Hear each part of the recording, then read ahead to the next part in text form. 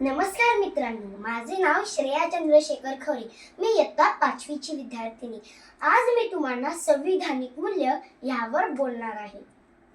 बाबासाहेबांचे स्वप्न म्हणजे देशाची शान. बाबासाहेबांचे स्वप्न म्हणजे देशाची शान. संविधान हाच आपला अभिमान. नुकत्याच 26 नोव्हेंबरला आपण सगळ्यांनी संविधान दिन साजरा केला. सर्वप्रथम तर तुम्हा सगळ्यांना संविधान दिनाच्या खूप खूप शुभेच्छा. सर्व भारतीयांसाठी हा दिवस अत्यंत महत्त्वाचा आहे. भारताची राज्यघटना हेच संविधान आहे. संविधान बनवण्यात 2 वर्ष 11 महिने व 18 दिवस लागले. डॉक्टर बाबासाहेब आंबेडकरांनी संविधान बनवले. 26 नोव्हेंबर 1949ला ते स्वीकारण्यात आले व 26 जानेवारी 1950ला ते लोकांना लागू केले. आपले संविधान अनेक सिद्धांतांवर अवलंबून आहे. ती सिद्धांत म्हणजे संविधानिक मूल्य. ती मूल्य न्याय, स्वातंत्र्य, समता, बंधुता, धर्मनिरपेक्षता, सार्वभौम, समाजवादी, लोकशाही आणि गणराज्य आणि मानवी प्रतिष्ठा. सर्वप्रथम येतं ते न्याय हे मूल्य. न्याय म्हणजे सामाजिक, आर्थिक, राजनैतिक न्याय हे भारतातील प्रत्येक लोकांना मिळालं पाहिजे असं संविधान आपल्याला शिकवतं. ह्या पुढचं मूल्य आहे स्वातंत्र्य हे मूल्य.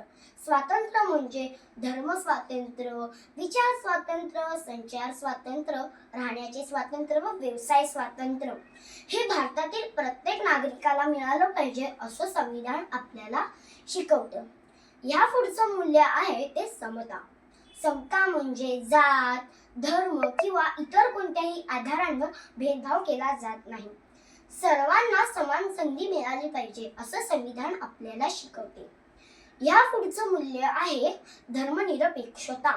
धर्मनिरपेक्षता म्हणजे जात, धर्म, पंथ किंवा इतर कोणत्याही आधारांवर भेदभाव केला जात नाही, कारण सर्व धर्म एकच आहे. ह्यानंतरचं मूल्य म्हणजे सार्वभौम. सार्वभौम म्हणजे आपला भारत देश भारताचे कोणतेही निर्णय घेण्यासाठी स्वतंत्र आहे. ह्यानंतरचं मूल्य म्हणजे समाजवाद. समाजवाद म्हणजे समता व कल्याण सुनिश्चित करणे. ह्या पुढचं मूल्य आहे लोकशाही. लोकशाही म्हणजे लोकांच्यासाठी लोकांकडून चालवलेले साम्राज्य म्हणजेच लोकशाही. ह्या पुढचं मूल्य आहे गणराज्य. गणराज्य म्हणजे लोकांचे राज्य. ह्या पुढचं मूल्य आहे मानवी प्रतिष्ठा.